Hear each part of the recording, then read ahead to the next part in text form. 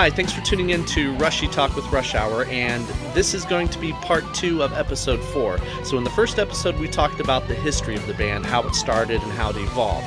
In this episode, we're going to talk about our approach to doing the tribute band and why we do it. So that's very important. So anyways, please like and subscribe below. That really helps us out a lot, and enjoy.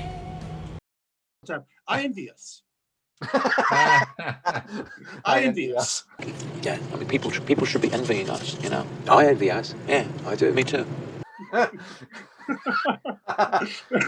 gonna put that in quotes on the screen when you say not many bands get to do that. I envy us. I envy us.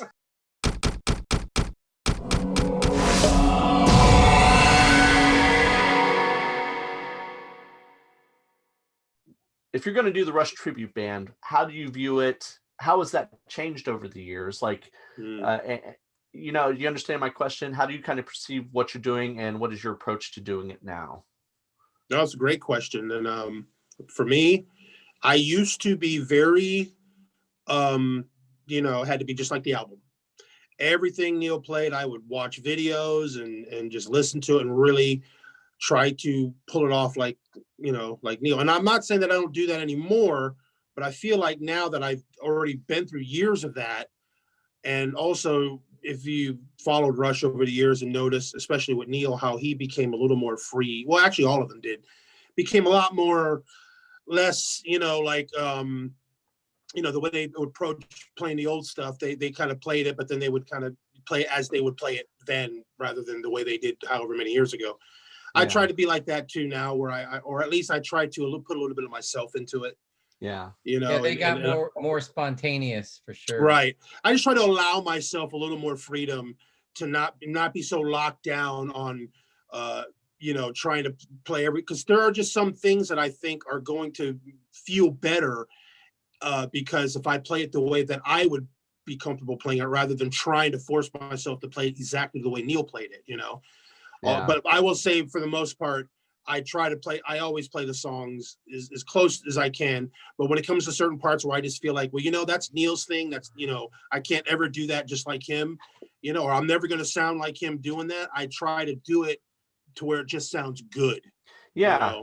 Well, and you also, the one thing that you have, and I think we all kind of have, being Rush freaks, is that even if we don't play the parts exactly the way they do, especially you, Reed, like you play it in the mindset of Neil Peart. You know Absolutely. what I mean? Yeah, like your drums sound like his, the way your licks fall and all that stuff, it's in the style, and that's kind of, I know I don't play Geddy nowadays plays everything completely different at every show. So there's no exact. Right.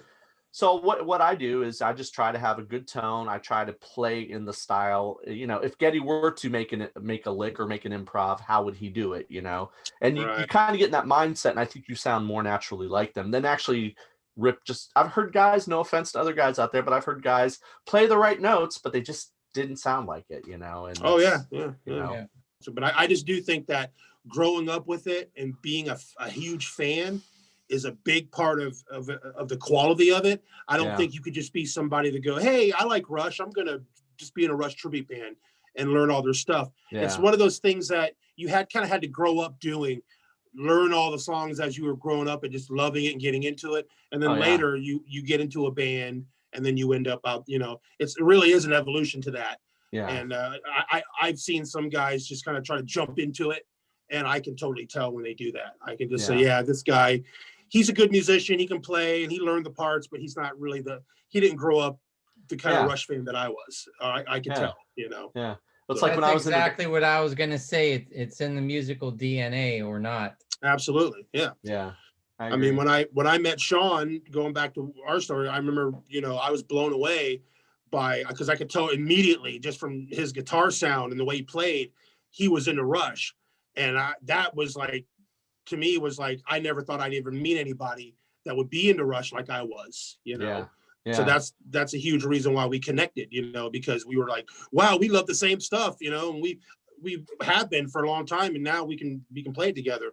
But anyways, that's my take on that. Sean? We didn't become a tribute band because we wanted to be a Rush tribute band. We became a tribute band because we love Rush. that's how it started. And just the business aspect of it being a tribute band just kind of fell in our laps. Yep. So, you know, that Rush influence is part of our musical DNA. It's like, I can't get away from that influence even if I wanted to. And for a long time, it was actually kind of difficult trying to get away from it. And I didn't want to be pigeonholed. You know, Tony, years ago, when I was interested in getting in some Disney gigs, oh, this is my friend Sean. He sounds just like Alex Lifeson. I'm like, oh, okay, thanks, man. Thanks. Yeah. That just, you just got me the gig, not. Yeah. So that's a true story that actually really happened. But anyway, yeah, there's a lot more to playing a certain band, getting inside somebody's head than just playing the notes. You know, it's the sound, it's the feel, it's the love of the music. And if it's part of your DNA, it's just going to come natural. The only thing I can say, you know, all these years is still, I might pick up on little nuances that I may have missed, because learning Rush at such an early age, when I was like 14 years old, you know, and playing some of those songs like Red Barchetta or Free Will for the last, 30 years, you know, you realize, for me, this is my experience, that, you know, wow, maybe I didn't play that exactly the way it should have been played, or whatever. You know, you'll pick up on those kind of things. But yeah, the quest for trying to always get the right sound is always there, at least for electronic instrument like the electric guitar. Yeah, basically, to top off this idea is, we didn't do a Rush tribute because we wanted to be a tribute band. It's just, it happened naturally because our love of Rush, and that's why it started. When I was thrilled at the chance to play with you guys, so I got all excited. You know, I wanted all the keyboards and the pedals and stuff like that, and I was on a meager budget, so, you know, I had I had 2 keyboards, I had a rack sampler, whatever, there's all the gear, the stack of bass amps and speakers and all that. And it was fun, but that equipment breaks, you know, especially if it's old equipment too. You know, so like I was alluding to now, my approach is, and this is in the spirit of Rush, they were always experimenting with technology. So my Rush rig is a laptop, and I am not ashamed of that. It sounds great. Last time I saw Geddy, I was on the side of the stage looking down at Geddy. He had a controller, and that's what I do now. That's what I was about to say. I mean, I don't feel. You know, everyone's doing that. You know, yeah. I guarantee you, there's a laptop somewhere on every stage somewhere. Yeah, but you know?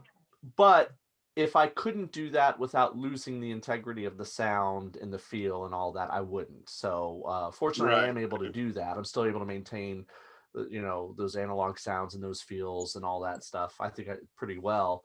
But yeah, I mean, you know, again, it's for me, it's about the DNA, like Sean said. It's in my blood. That's how I learned to play bass, you know. And when I'm up there playing Rush, I'm not up there for the paycheck. I'm not up there for the you know, I'm not trying to be, I don't want to be Geddy, but I just want to kind of show the appreciation. I just love the way it feels to play Rush music, you know. And it's nice if somebody wants to pay us, and it's nice if somebody wants to cheer and hoot and holler for us. That's always a good feeling. So that's just an added bonus.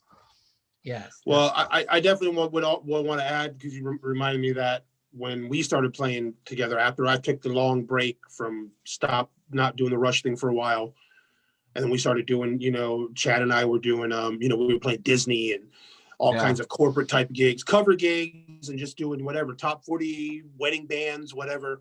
Yeah. I remember and I hadn't played Rush since, you know, I was on the road doing it. I just remember when we got together and started doing it, it felt like I was a kid again. Yeah. You know, like in playing songs, even like Red Barchetta, songs that I grew up with and I played over and over and played out on gigs and just played the heck out of it. You know, I always thought after I was done with it that was it. That I thought, I guess that's it. I've done the Rush thing, you know. But I didn't realize how exciting it would be when to take that long of a break from it and then to come back. I remember just being in a rehearsal with you guys here in my studio, and we'd say, hey, we're going to play YYZ, and I just get excited. Like, we're going to play YYZ, you know? Yeah. And that's just, you know, my point of how awesome it is to play Rush, because there's like a feeling you get from doing, especially when you play with guys that can play it well. there's a feeling about playing Rush that's like, it's just like another, like I said, we were playing in corporate bands, we were doing all, and Chad, I mean, we had some really good bands in that world that we were doing, we were making top dollar doing corporate gigs, whatever, but it just wasn't like playing Rush, man. When you play Rush, it just, man. And that's so a great way to put it. That's kind of how I felt coming back to it this time. It's like, wow, I forgot how this is like putting on an old pair of shoes. It just feels good, you know? It's like playing these songs were just like, God, this is so cool, you know? And not to flatter anybody, but you know when you're out at the cover gigs and everybody knows you've been in a Rush tribute and they want to jam with you, that's all fine and good. But to actually play with guys that live and breathe it like you guys, that it's in your DNA. That's that's what I mean. Oh yeah, wow. That's a really, and I'm lucky to get to play with you guys in that setting, you know. So likewise, my friend. Likewise. Yes, definitely. Absolutely, man. Thanks again for checking us out. That's the story of Rush Hour and how we got to where we are today. Please like and subscribe below on the Rushy Talk with Rush Hour page. That helps us out tremendously. And we'll see you next time. Thank you so much. Say goodbye, guys. Bye-bye. Take care. We'll see you at the show soon. Rocket.